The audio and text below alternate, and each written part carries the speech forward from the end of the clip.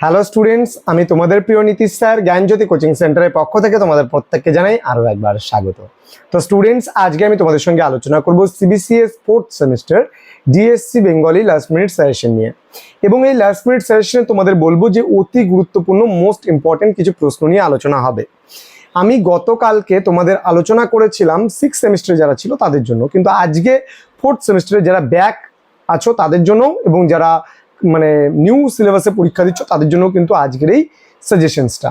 তো ক্লাসটি শুরু করার পূর্বে তোমাদেরকে বলবো, যারা এখনো পর্যন্ত আমাদের ইউটিউব চ্যানেলটিকে সাবস্ক্রাইব করোনি তারা অবশ্যই চ্যানেলটিকে সাবস্ক্রাইব করো, পাশে থাকা বেল আইকন অল প্রেস করে দাও যাতে নেক্সট টাইম থেকে কোনো ভিডিও আপলোড করলে তার নোটিফিকেশন তুমি সবার আগে পেতে পারো।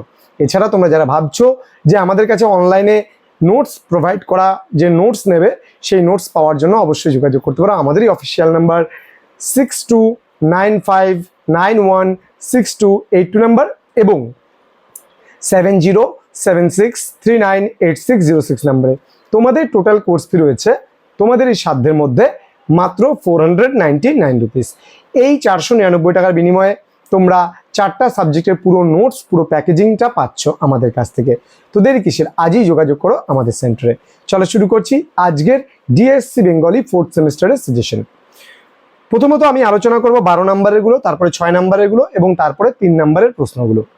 প্রথমত দেখো, তোমাদের রবীন্দ্র কবিতা এবং আধুনিক কবিতাগুলো তোমাদের রয়েছে এবং এই রবীন্দ্র কবিতা এবং আধুনিক কবিতা মিলিয়ে তোমাদের কিন্তু যেহেতু টেক্সচুয়াল সেহেতু একটু বেশি করে পড়তেই হবে। আমি এই লাস্ট মিনিট সাজেশনে সর্বমোট তোমাদের 10 থেকে 11টা প্রশ্ন আমি দেব, ঠিক আছে? কারণ আগে ছিল তোমাদের 16টা প্রশ্ন, এই মুহূর্তে আমি দাঁড়িয়ে তোমাদের 10টা প্রশ্ন কমিয়ে করেছি 10টা প্রশ্ন। প্রথম প্রশ্ন, সুধীন্দ্রনাথ দত্তের শাশ্বতী কবিতায় আধুনিক কবিতার যে বৈশিষ্ট্যগুলো কিভাবে প্রকাশ পেয়েছে তা সম্পর্কে আলোচনা করো। পরীক্ষায় প্রশ্নটি আসার সম্ভাবনা প্রবল রয়েছে। শাশ্বতী থেকে আমি আর কোনো তোমাদের প্রশ্ন দেব না, এই একটা প্রশ্ন শাশ্বতী কবিতা থেকে দিলাম, সেটা খুব ভালো করে পড়বে। আচ্ছা, আবার আসিব ফিরে জীবনানন্দ দাশের যে কবিতাটা রয়েছে সেখান থেকে মাতৃভূমির প্রতি শ্রদ্ধা এবং ভালোবাসার পরিচয় দাও। আবার আসিব ফিরে কবিতাটি অনুসরণে কবি জীবনানন্দ দাশের মাতৃভূমির প্রতি শ্রদ্ধা এবং ভালোবাসার পরিচয় দাও। প্রশ্নটা খুব ভালো করে তোমরা পড়বে। আচ্ছা, আমি দেখে নিচ্ছি। হ্যাঁ, এই প্রশ্নটা তোমাদের পড়লে আর কোনো প্রশ্ন আমি তোমাদের দেব না। এবার সাধারণ মেয়ে থেকে তুমি পড়বে। সাধারণ মেয়ে কবিতায় কবি একটি সাধারণ মেয়েকে যেভাবে অসাধারণ করে তুলেছে তার পরিচয় দাও। খুবই গুরুত্বপূর্ণ একটি প্রশ্ন, ভালো করে পড়বে তোমরা এটা। সুরদাসের প্রার্থনা কবিতা অনুসরণে কবি রবীন্দ্রনাথ ঠাকুরের প্রেমানুভূতির পরিচয় দাও। এটাও ভালো করে তোমরা পড়তে হবে কিন্তু, হ্যাঁ পড়বে। দেন 19 শতকের বাংলা কবিতায় বিহারীলাল চক্রবর্তীর অবদান সংক্ষেপে আলোচনা করো। ভালো করে পড়বে, অবশ্যই খুব ভালো করে পড়তে হবে। কঙ্কাবতী কবিতা অবলম্বনে বুদ্ধদেব বসুর প্রেম চেতনার স্বাতন্ত্র্যের পরিচয় দেখো। প্রতিটা কবিতা থেকে প্রায় আমি একটা করেই তোমাদের প্রশ্ন দিচ্ছি, খুব একটা বেশি প্রশ্ন দিচ্ছি না। আচ্ছা, পরে কোশ্চেন, সুভাষ মুখোপাধ্যায় যত দূরেই যাই কবিতার মর্মার্থ বিশ্লেষণ করো। পরীক্ষায় প্রশ্নটা খুব ভালো করে পড়ে যেও। প্রেমেন্দ্র মিত্রের ফ্যান কবিতায় দুর্ভিক্ষের যে ছবি আছে তার বর্ণনা দাও। পরবর্তী প্রশ্ন, নিরুদ্দেশ যাত্রা কবিতাটির তাৎপর্য আলোচনা করো। দেন জীবন দেবতা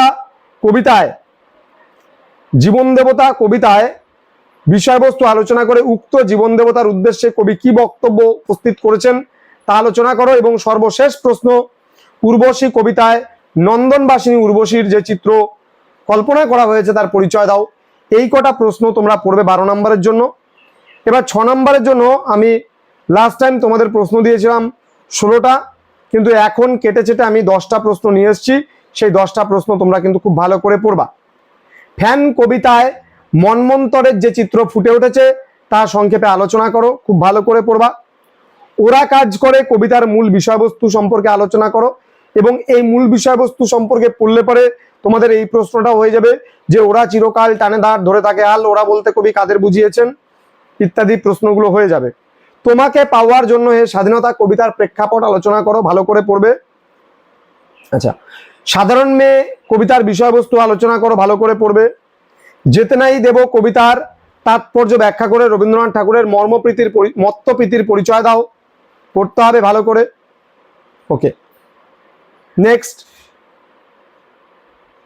জীবন দেবতার সঙ্গে কবির কিরূপ সম্পর্ক রয়েছে তা আলোচনা করো। এবং সর্বশেষ প্রশ্ন, আবার আসিব ফিরে কবিতায় প্রকৃতি সম্পর্কে অথবা রূপসী বাংলার প্রতি কবির যে আকর্ষণ ফুটে উঠেছে তা সংক্ষেপে আলোচনা করো। এই কটা প্রশ্ন পড়লে তোমাদের 6 নম্বরের আর কোনো প্রশ্ন তোমাদের পড়তে হবে না। এবার চলে আসবো আমরা 3 নম্বরের কিছু প্রশ্ন নিয়ে আলোচনা করব, যেগুলো তোমাদের জন্য পরীক্ষার জন্য এবার খুবই গুরুত্বপূর্ণ প্রশ্নগুলো। প্রথম প্রশ্ন যদি বলি, জীবন দেবতা কবিতায় কাকে জীবন দেবতা বলা হয়েছে?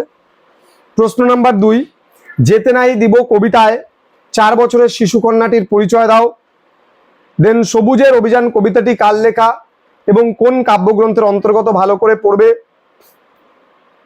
দেন শাশ্বতী কবিতাটি কার লেখা, কোন কাব্যগ্রন্থের অন্তর্গত, এটি কবে কোন পত্রিকায় প্রকাশিত হয় ভালো করে পড়বে। পদাতিক কবি নামে কে পরিচিত, তার কয়েকটি কাব্যগ্রন্থের নাম। পরবর্তী প্রশ্ন, আবার আসিব ফিরে কবিতায় কবি জীবনানন্দ দাশ কোন কোন পাখির এবং কোন কোন গাছের উল্লেখ করেছেন তার পরিচয় দাও। দেন জীবনানন্দ দাশের কয়েকটি কাব্যগ্রন্থের নাম উল্লেখ করো। পরবর্তী প্রশ্ন, তোমাকে পাওয়ার জন্য হে স্বাধীনতা কবিতাটি কার লেখা, এই কবির রচিত অন্য 3টি কবিতার পরিচয় দাও। দেন উর্বশী কবিতাটি কোন সময় রচিত হয়, এই কবিতাটির কতটি স্তবক রয়েছে। পরবর্তী প্রশ্ন, আমার এই পাবে তুমি ইহাদের ভিড়ে কাকে কাদের ভিড়ে পাওয়া যাবে বলে কবি মনে করেছেন। আবার আসিব ফিরে কবিতাটি কার লেখা, কোন কাব্যগ্রন্থের অন্তর্গত, এটি কি জাতীয় কবিতা।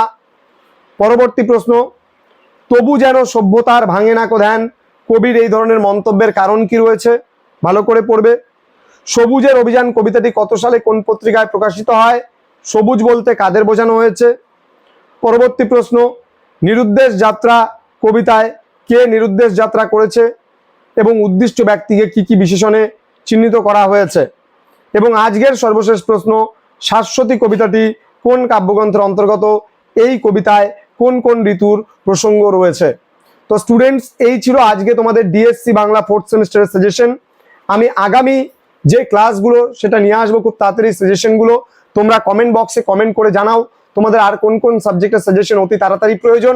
আমরা সেই সাজেশনগুলো নিয়ে তোমাদের সামনে হাজির হবো খুব তাড়াতাড়ি। দেখা হচ্ছে পরবর্তী ক্লাস নিয়ে। তোমরা প্রত্যেকে ভালো থেকো, সুস্থ থেকো। Thank you so much. Thanks for watching. After all, thank you.